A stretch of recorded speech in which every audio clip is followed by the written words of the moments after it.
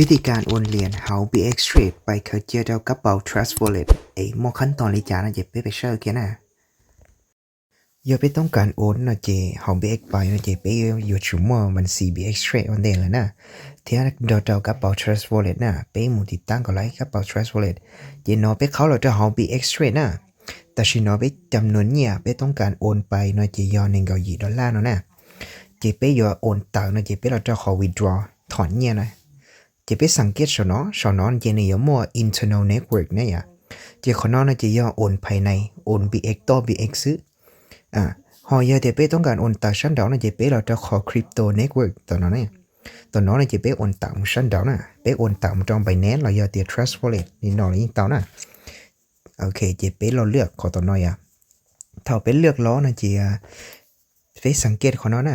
BX Trade จะเนื้อหับห้องเตารู้ network BNB Smart Chain นะซึ่งเนื้อหับห้องชิเตาเลยรู้ network นะจะไปเลือกขอเช่าค่าของนอนจะยอตัวลิงก์กระเป๋านะขอค่าของนอนจะยอจำนวนเนี่ยนะ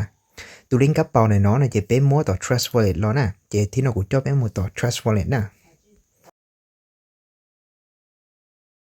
ไปเข้ามาต่อ how trust wallet นะแต่น้องจะนี่กูอยากตัวรหัสผ่านนะอย่าจะกูป้อนรหัสผ่านตาจีไปเข้าเราตอนนั้นหน่อยน้อยอย่าจะ trust wallet จะในตรงนี้น้องนะจะวันเดชอบลันดานะจะไปเลือกลูกกระเป๋าUSDT นะไปต้องการโอนเหรียญ USDT ร้องนะจะไปค้นหาชนนะไปเช่าUSDT เลยนะเนี่ยถ้าไปค้นไล่หลายนะจะเป็นเราสังเกตนะหนึ่งยังมันดาวรู้กระเป๋าหอยนะแต่ชีไปอยู่ชุนย้อนจงสังเกตไอเดียนี้จูยอสnetwork อยู่จูยอBNB Smart Chain อย่างเดียวเสื้อนะที่เลยโอนไล่ต่อBX Trade ตลอดเทียบเพื่อสังเกตนะหนึ่งมันรู้เครื่องด้านๆเนาะดอเจ้ารู้ network BNB Smart Chain นะย้อนจงสังเกตก่อนจงของนั้นนะอย่างเดียวก็กดโยเกเสาในจิก็อาจจะโอนเหรียญโยเกแล้วเราหรือรู้เลยนะเจ้าของน้องก็ยังประวัติการที่ว่ากูโอนเนี่ยเราเจียได้ถอนเนี่ยตักไปนะเจ้าไปต้องการโอนเนี่ยร้องนะเจ้าไปต่อขอ receive นะขอรับเงินนะเจ้าไปต่อตัว QR เราจะตัวลิงก์กระเป๋าแล้วนะไปสามารถใช้ตัว QR นะเราจะเดี๋ยว copy ตัวลิงก์แต่น้อยจะไปวางดอกของต่อ BX Trade นะเจ้าไปมาเรียโอนเหรียญต่อรอนะเจ้าของน้องไปมูลต่อBX Trade ด้วยถ้ากู copy ตัวลิงก์รอหลังนะเจ้าลิงก์กระเป๋ารอหลังนะเจ้ากูเราวางตัวน้อยนะวางดาวการ์ที่อินแต่เนาะเจ้าเขาน้อยจำเนินเนี่ยนะเจ้ากูต้องการโอนตันทอลนะเจ้าไปเราเช่าไปจนเนี่ยนะอย่าไปต้องการโอนตักอีจานเจ้าไปเราเช่าจำเนินดาวเจ้ากูต้องการโอนตันทอลนะเจ้ากูจะตับนี่เนาะนะเจ้าเลยเสียค่าธรรมเนียมย่อ$1นะจากที่ว่ากูมั่วหนึ่งเขาเสียเดียวเจ้ากูจะตัดใจลีหนึ่งเขาเจ้าเราซื้อยอนเขาสัญญาณส่วนต่อ trust wallet นะเจ้าไปต่อขอขั้นตอนต่อไปเลยนะอย่าถอนเนี่ยน้องในเจในกูยอขั้นตอนการป้อนรหัสนะตัวที่อินในนอนในกูยอรหัสธุรกรรมตัวที่อ้อในนอนกูยอรหัสส่ง FA นะยอตัวรหัสอวดถอไปถอนเนี่ยเจยอตัวรหัสตั้งซะนะเท่ากูรอกดตาแล้วนะเจกูเต่าคอนเฟิร์มโอนไปเลยนะเจตัดสินนอนแล้วกูจึงต่อประมวลผลนะอย่าไปโอนต่างนะเจในอยู่อีหยอกเก่งจอยเจถือไอเดียตัดสินนอนนะอย่าไปโอนต่างไปแล้วนะเจไปอย่าไปใช้ต่อ trust wallet นะสำเร็จแล้วนะสำเร็จแล้วนะเจะไปมุ่งใช้ต่อ trust wallet นะอย่าโอเคเนี่ยเขาแล้วนะเนี่ยเขาระบบแล้วนะเนี่ยเขาแล้วเราก็รู้กระเป๋า trust wallet แล้วนะเจการโอนเนี่ยหมู่ต่อ trust wallet เจชั่วโมงนี้เนาะซื้อข้อความแจ้งตัวแล้วนะเจเท่าไปโอนต่างนี่อย่าไปโอนนินจานะเนี่ยเจไปใช้นะไปต่างใช้ดาวหน้าหลักต่อได้นะเนี่ยแต่น้องก็จะจำนวนเนี่ยไว้กูมั่วนะโอนปดตายเราดาว trust wallet ยันงก็ดาว$เนี่ยเจไปโอนต่างนะเจไปสังเกตนะน้อยอไปลูกกระเป๋า USDT เคยเหรียญ USDT BNB Smart Chain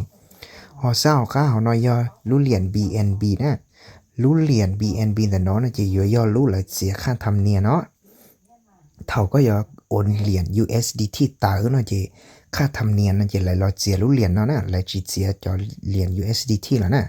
เจก็อย่าชูเต้ามั่วรู้เหรียญแต่เนาะที่ก็อย่าชูเต้าอยู่ค่ารู้เหรียญแต่เนาะเราเท่านั้นก็สามารถอยู่ต่อ Binance เราเต้านะ ก็อยู่ต่อนะจีก็มาโมโอนซาละดองBNB Smart Chain เขาเนาะvì đó khó đi có thầu có giờ thòn có cho nhiều USDT sầu lúc các bao sầu này chị là giờ xíaค่าthâm niên hào lúc nó nè giờ lên tại chị có giờ chủ mua lúc liền nó thế thì liền ổn nhiều tặng lấy nè chịที่นอนนะchịไปทำการโอนเนี่ยสายเนี่ยหา transfer rate ไปเจ้าต่อ BX Trade ด้วยนะขอที่อินแต่เนาะนะchịก็要ลิงก์กระเป๋านะลิงก์กระเป๋านะchịไปต่อ BX Trade ด้วยไปมั่วตูกับลิงก์กระเป๋าต่อเนาะแล้วนะโอเคไปเข้าแล้วจะ deposit แล้วเนาะอย่าถ้าไปเข้าไปในอยู่ที่ยอดตัว QR เนาะนะในอยู่ที่ยอดตัวลิงก์เลยเนาะตัว ID เนี่ยเนาะนะเจนนี่ก็ยอดตัวที่ว่าก็ซาเหรียญยอดหา BX Trade ต่อ BX Trade ชื่อCrypto Network นะเจนนี่ยอดตัวก็สามารถโอนชั้นดาวลองการไรนะตัวน้องนะเจก็อย่าเตายืนยันตัวตนจอนะมาก็ที่ดีอย่าเตาหับตัวลิงก์แต่เนาะตัวน้องนะเจยอดตัวที่ว่าก็อย่าเตายืนยันตัวตนนะยอก็chỉยืนยันตัวตนเจก็คือเตาตัว QR อะไรตัวลิงก์กระเป๋าเลยเนาะนะเจกูอย่ารอกอบตัวลิงก์แต่เนาะโอเคซื้อตัว QR เราไล่ copy ตัวลิงก์ไปเราไล่นะอย่าจีเท่าหลังจากที่ว่ากูกอบตาลีน้องนะเจกูจะเข้ามาเอา trust rate ด้วยเจกูอย่ารอวางนะโอเคขออนุญาตรหัสผ่านซื้อเจกูอย่ารอวางตัวลิงก์เนาะตัวช็อตที่อีชนะโอเคกูอย่าวางตัวนี้อ่ะเขาค้าของเราเจนี่ก็อย่าจำนวนเงี้ยซินะจำนวนเงี้ยนะเจกูอย่าโอนไต่ตันท้องนะเจกูตะก้าเราต่อ max ด้วยซินะโอเคเจจำนวนเงี้ยกูต้องการโอนไต่ย้อนหนึ่งเขาเจ้าจุดต่อจบแล้วนะเจต่อขั้นตอนต่อไปเลยซินะอ่ะแต่ชิน้องนะเจกูสำเร็จนะอย่าไปต่อ confirm สีเจนี่กูถือเดียประมวลผลสำเร็จเจไล่เลยซินะไล่เลยนะไปสายเนี่ยต่อtrust rate ไปเจ้าต่อ BX Trade ดูนะขอโทษนะแต่ชินอเลยถ้าต่อประมวลผลนะอย่า processing นะอย่าจะไปเข้ามาใช้ต่อBX Trade ดูนะกูถือไอเดียโอเคถือไอเดียสำเร็จแล้วนะไปโอนต่อ trust rate รอต่อ BX Trade ดูนะอย่าจะถือเดียละก็